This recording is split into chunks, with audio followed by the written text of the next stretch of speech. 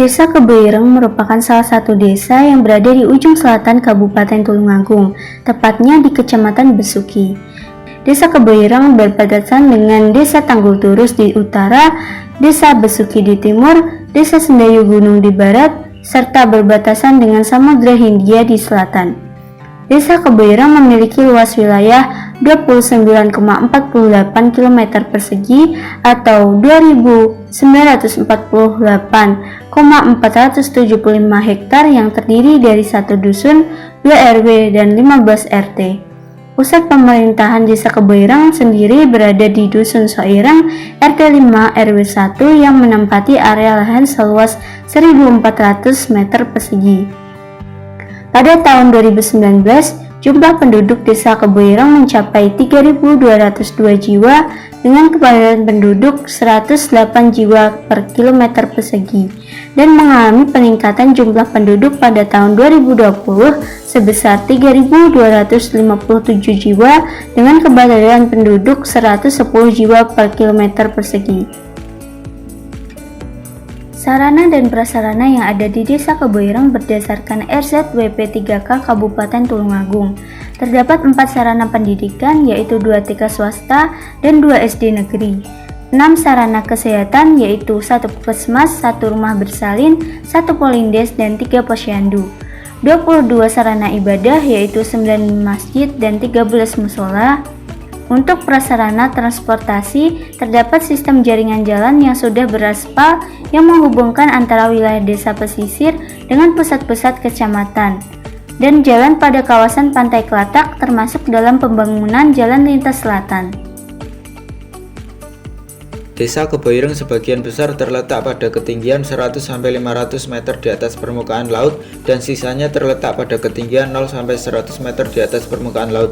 Desa Kebeuireng memiliki tingkat kemiringan lereng yang bervariasi yaitu 0-2% yang merupakan wilayah datar termasuk kelas 1, 2-8% yang merupakan wilayah datar hingga landai termasuk kelas 2, 8-15% yang merupakan wilayah landai hingga berombak termasuk kelas 3, 15-25% yang merupakan wilayah yang berombak hingga bergelombang lemah termasuk kelas 4, 25-40% yang merupakan wilayah bergelombang lemah hingga bergelombang kuat termasuk kelas 5, lebih dari 40% yang merupakan wilayah bergelombang kuat termasuk kelas 6. Di Desa Kebeuireng tekstur tanahnya terbagi menjadi 3 jenis yaitu tekstur tanah halus, tekstur tanah sedang, dan tekstur tanah kasar.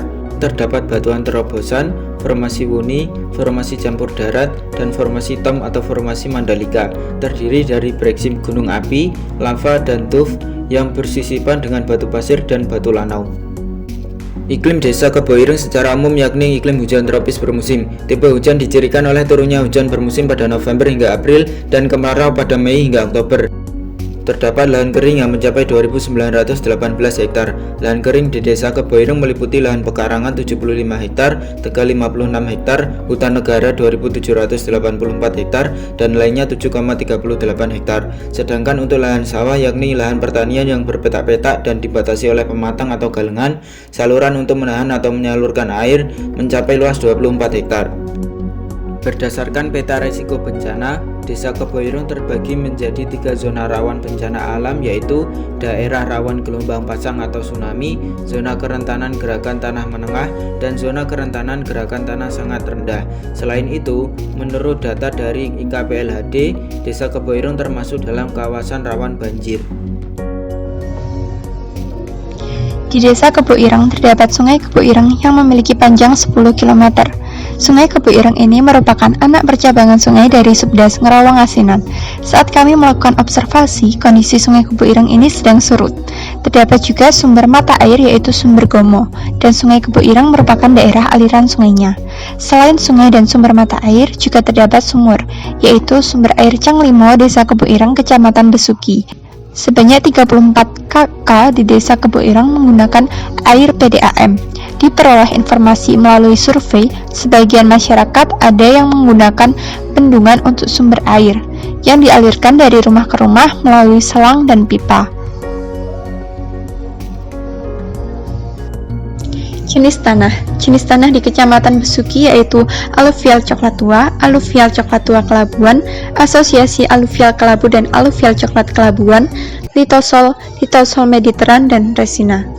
Jenis tanah aluvial berpotensi bagi pengembangan kegiatan pertanian seperti padi dan jagung, sedangkan jenis tanah litosol cocok ditanami dengan rumput ternak, palawija, dan tanaman keras. Biokapasitas tanah. Di Desa Kebo Ireng sendiri, komoditas pertaniannya berupa padi dan jagung, sedangkan komoditas perkebunannya berupa pisang, durian, alpukat, dan sawit. Untuk lahan tambak, lahan di dekat laut berpotensi sebagai perikanan tambak lobster yang berada di Pantai Gemah. Tambak lobster ini berada di lahan seluas 3 hektar dan berada di tepi antara Pantai Gemah dan Bayam. Neraca bahan galian dan mineral. Berdasarkan data dari IKPLHD Kabupaten Tulung Agung tahun 2019, Desa Kebo Ireng mempunyai potensi bahan tambang galian golongan A dan C. Potensi bahan tambang dan galian golongan A yang juga disebut sebagai galian strategis yang ada di Desa Kebo Ireng adalah batu bara dan lignit. Potensi batu bara yang ada di Desa Kebo Ireng sekitar 441 ton, sedangkan lignit atau batu bara muda adalah jenis batu bara yang lebih mudah terbakar. Bahan galian golongan C adalah bahan galian yang tidak termasuk golongan A dan B. Contohnya adalah batu kapur, batu apung, tanah liat, marmer, dan bahan galian lain yang sejenis. Di Desa Kebo Ireng sendiri terdapat 3 jenis bahan galian golongan C, yaitu rijang, flinta, dan batu kapur. Keberadaan rijang dan flinta sangat terbatas karena terbentuk dari proses ubahan dan pada umumnya berupa bongkahan kecil. Biasanya digunakan untuk perhiasan. Saat ini, rijang dan flinta belum dimanfaatkan karena potensinya sangat kecil. Potensi bahan galian golongan C yang ketiga di Desa Kebo Ireng adalah batu gamping atau batu kapur. Pertambangan batu kapur ini termasuk dalam jenis tambang terbuka, yaitu metode penambangan yang segala jenis aktivitas penambangannya dilakukan di atas atau relatif dengan permukaan, dan tempat kerjanya berhubungan langsung dengan udara bebas.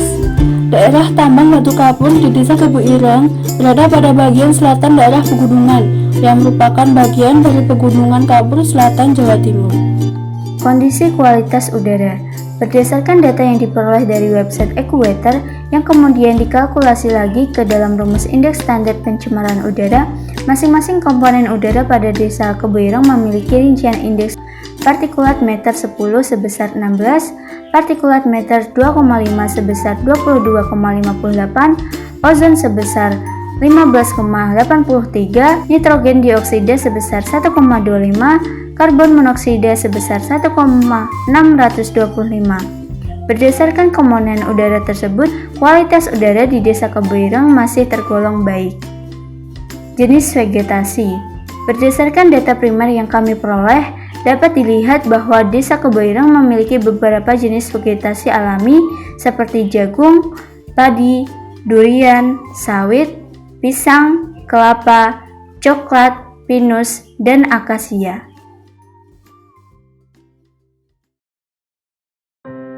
Desa Kebo Ireng yang notabene terletak di ujung selatan Kabupaten Tulungagung, berbatasan langsung dengan Samudra Hindia, secara administratif memiliki 3 pantai yang saling bersebelahan, yaitu Pantai Kelatak, Pantai Gemah, dan Pantai Bayam.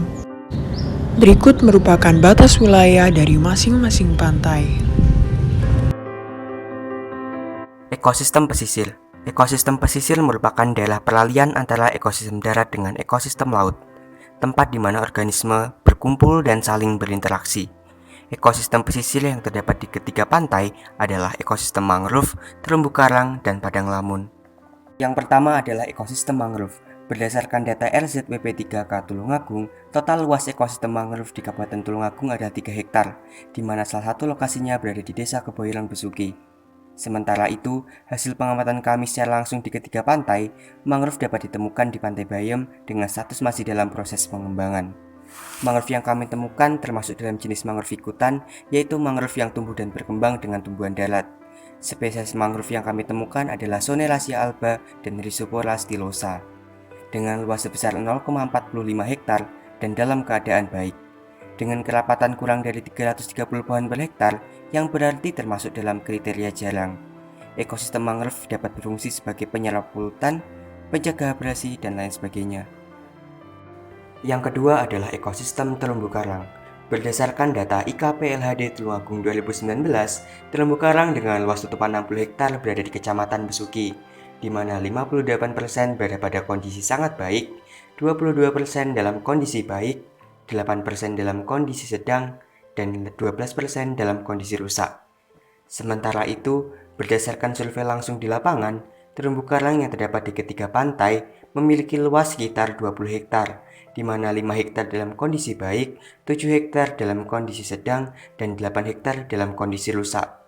Berdasarkan wilayah tumbuh terumbu karang, bentuk terumbu atau reef adalah bentuk terumbu karang yang banyak kami temukan dengan nama Scleractinia. Selanjutnya, terumbu karang ini dapat berfungsi sebagai tempat tinggal biota laut, sarana penelitian, dan lain sebagainya. Yang terakhir adalah ekosistem padang lamun. Berdasarkan data IKPLHD Tulungagung 2019, padang lamun di Kecamatan Besuki memiliki total luas 3,5 hektar dengan persentase area kondisi baik sebesar 20% dan area kondisi rusak 80%. Sementara itu, luas padang lamun di ketiga pantai memiliki luas sekitar 1 hektar, di mana 0,3 hektar dalam kondisi baik dan 0,7 hektar dalam kondisi rusak. Berdasarkan wawancara dengan nelayan, kami mendapatkan informasi bahwa jenis lamun yang paling dominan adalah jenis Cimodocea rotundata, Enhalus azorhides, dan Thalassodendron ciliatum. Dengan perbandingan yang menunjukkan bahwa lebih luas kondisi lamun di ketiga pantai yang rusak, menunjukkan bahwa adanya rasa kesadaran mengenai lamun yang rendah, dan ancaman lain seperti budidaya dan penggunaan alat tangkap ikan yang merusak ekosistem. Sumber daya perikanan. Sumber daya perikanan di Desa Kebo Ireng cukup beragam jenisnya, dan tentunya memiliki potensi ekonomi untuk masyarakat setempatnya. Pemanfaatan sumber daya perikanan pada Desa Kebo Ireng Kecamatan Besuki ini dirasa dominan bagi masyarakatnya, karena sumber daya ikan yang melimpah pada desa tersebut menjadikan sebagian dari warganya bermata pencaharian sebagai nelayan. Para nelayan di Desa Kebo Ireng Kecamatan Besuki ini biasanya menggunakan alat tangkap berupa pukat tarik untuk menangkap sumber daya ikan yang ada di laut pada pesisir pantai Klatak, Gemah, dan Bayam. Menurut wawancara dengan para nelayan yang berada pada pesisir pantai setempat, data yang kami peroleh, para nelayan yang berada pada pantai Bayam, pantai Gemah, dan pantai Klatak mendapatkan hasil tangkapan berupa ikan tongkol dan ikan cakalang, yang itu termasuk dalam golongan ikan pelagis besar. Untuk pelagis kecil mendapatkan tangkapan berupa ikan teri dan ikan lemuru. Hasil tangkapan ikan yang sama itu disebabkan karena ketiga pantai terletak dalam satu garis pantai dan daerah wilayah tangkapan yang sama. Untuk jenis ikan demersal, pantai Bayam mendapatkan hasil tangkapan berupa ikan layur, kerapu, dan petek. Pantai Gemah ikan layur dan kerapu, serta pantai Klatak ikan kakap merah, layur, dan kerapu. Serta beberapa nelayan juga mendapatkan hasil tangkapan lain berupa cumi dan lobster. Dalam sekali tangkap, nelayan di pesisir pantai Klatak, Gemah, dan Bayam ini rata-rata mendapatkan hasil tangkapan kurang lebih 45 kg sumber daya ikan dan komoditi-komoditi lainnya. Kemudian untuk perikanan budidaya terdapat keramba apung di pantai Klatak yang berupa budidaya ikan kerapu dengan luasan kurang lebih 470 meter persegi. Oseanografi laut. Karena ketiga pantai berada di satu kawasan yang saling bersebelahan, maka karakteristik oseanografinya kurang lebih akan sama. Data mengenai oseanografi diperoleh dari DIKPLHD Tulungagung 2019, analisis RZWP3K Tulungagung, dan pengamatan secara langsung. Arus di sekitar pantai berkisar antara 0,05 hingga 0,31 meter per sekon. Berdasarkan informasi nelayan di sekitar pantai, terjadinya badai atau arus paling kuat sehingga tidak layak untuk nelayan mencari ikan terjadi pada 3 hingga 4 bulan awal di tiap tahun, sedangkan pada bulan Agustus dan seterusnya sering terjadi arus tinggi. Tinggi gelombang di sekitar pantai berkisar antara 1 hingga 2 meter.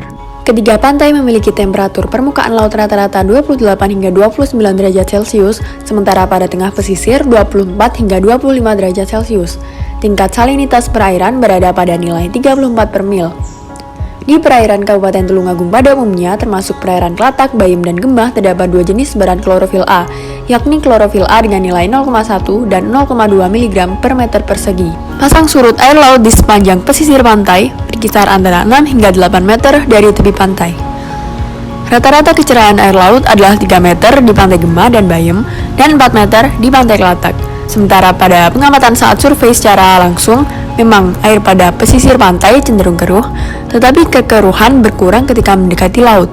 Kecerahan cenderung rendah pada kondisi pasang yang kemungkinan karena faktor pencampuran massa air. pH pada Pantai Bayem bernilai 8,3, sementara pada Pantai Gemah dan Kelatak bernilai 8,4. Kadar dissolved oksigen pada ketiga pantai bervariasi, yakni pada Pantai Bayem, Pantai Gemah, dan Pantai Kelatak secara berurutan memiliki kadar dissolved oksigen 8, 8,2, dan 7,5 mg per liter. Berdasarkan kondisi tersebut, dapat disimpulkan jika dilihat dari parameter suhu, salinitas, klorofil, pH, dan dissolved oksigen, Pantai Gemah, Pantai Bayem, dan Pantai Kelatak memenuhi standar baku mutu air laut untuk wisata bahari dan kelangsungan biota air laut. Namun, jika dilihat dari parameter kecerahan air laut, ketiga pantai tidak memenuhi baku mutu air wisata bahari maupun kelangsungan biota laut. Geomorfologi dan batimetri laut. Meskipun berada pada satu daerah pesisir, ketiga pantai ini memiliki karakteristik morfologi yang sedikit berbeda satu sama lain. Substrat yang dimiliki oleh Pantai Kelatak cenderung didominasi oleh batuan terjal, karang mati, dan juga lumpur yang terendap pada dasar laut dan tepian pantai. Menuju ke timur, ke arah Pantai Gemah, substrat yang ditemukan lebih didominasi oleh pasir berlumpur. Sementara Pantai Bayem yang letaknya di ujung paling timur memiliki kecenderungan substrat pasir halus hingga pasir kasar yang terendap pada muara sungai hingga laut lepas. Untuk karakteristik deposit yang dimiliki oleh ketiga pantai, ternyata ketiganya memiliki bentuk yang relatif sama, yaitu bentuk pantai secara umum. Tidak ada sandbar, sandspit, atau tombolo pada ketiga pantai tersebut. Hal ini karena morfologi pantai yang cenderung membentuk lengkungan teluk yang tidak terlalu menjorok. Mungkin perbedaannya terletak pada material yang diendapkan pada bibir pantai. Pantai Kelatak yang berada di ujung barat dengan posisi terpisah dengan kedua pantai lainnya memiliki material endapan batuan terjal, karang mati, dan lumpur yang dibawa ke bibir pantai oleh gelombang laut. Sementara pada Pantai Gemah dan Pantai Bayem yang saling terhubung satu sama lain, deposit yang ditemukan didominasi oleh pasir halus hingga kasar. Pada Pantai Bayem juga ditemukan endapan pasir jika bakal bentukan morfologi delta yang belum terbentuk sempurna. Untuk tutupan vegetasi, pada Pantai Kelatak ditumbuhi oleh semak belukar hingga pohon-pohon yang berada pada bibir pantai. Sementara pada Pantai Gemah, tutupan vegetasinya didominasi oleh pohon cemara yang tertata rapi di sepanjang lahan parkir. Berjalan ke arah timur ke arah Pantai Bayem yang tidak terlalu ramai pengunjung, vegetasinya ditutupi oleh pohon cemara dan lahan terbuka. Sepertinya di sini memang lebih dikhususkan untuk kawasan konservasi. Hal ini bisa dilihat dari tumbuhan mangrove yang mulai dikembangkan pada area muara sungai yang mengarah ke arah laut. Sementara untuk data fisik, ketiga pantai tersebut memiliki panjang, lebar, dan kemiringan yang hampir mirip, yaitu panjang lebih dari 300 meter, lebar lebih dari 10 meter, dan kemiringan pantai kurang dari 8%. Untuk kedalaman batimetri, perairan masing-masing pesisir diperkirakan berkisar antara 0 hingga 30 meter. Data ini bersumber dari RZWP3K Kabupaten Tulungagung, di mana pada peta persebaran kedalaman laut, pada bagian sisi barat pesisir Tulungagung memang memiliki kedalaman yang tidak sedalam bagian timur. Berdasarkan matriks kesesuaian lahan yang sudah dijelaskan sebelumnya, pesisir yang berada pada Desa Kebo Ireng ini sudah sesuai dengan indeks yang dibutuhkan dalam pengembangan kawasan pemanfaatan umum, kawasan konservasi, dan alur laut. Untuk kawasan pemanfaatan umum, pesisir di Desa Kebo Ireng ini dibagi lagi menjadi ke dalam beberapa zona. Peruntukan ketiga pantai hampir sama, yakni berupa zona pariwisata, zona pemukiman, zona perikanan tangkap, dan juga zona perikanan budidaya. Untuk alur laut, pesisir yang dijadikan sebagai zona alur pelayaran khusus wisata hanya terdapat pada Pantai Kelatak dan juga Pantai Gemah. Sementara untuk peruntukan kawasan konservasi, pesisir pada Desa Kebo Ireng ini lebih difokuskan pada perlindungan mangrove yang berada pada timur Pantai Bayem. Selanjutnya ada permasalahan dan potensi. Wilayah di Desa Kebo Ireng yang berada pada lahan dengan kelerengan lebih dari 40% dengan tegakan rendah berpotensi menjadi wilayah rawan bencana seperti tanah longsor dan juga banjir. Solusinya yaitu pembentukan desa tangguh bencana melalui pelatihan kader di desa rawan bencana, reboisasi lahan kritis, dan juga muatan lokal penanggulangan bencana untuk sekolah. Permasalahan selanjutnya adalah sampah di pesisir. Penampakan pada pesisir Pantai Bayem yang terletak di bagian timur Desa Keboireng terlihat sedikit memprihatinkan. Banyak sekali sampah plastik sisa pengunjung yang berserakan di sepanjang bibir pantai yang mengurangi estetika dan berpotensi mengancam kelestarian ekosistem pesisir. Solusinya, penyediaan fasilitas tempat sampah di sepanjang pesisir serta pemberian sanksi kepada pengunjung yang membuang sampah di sepanjang pesisir pantai.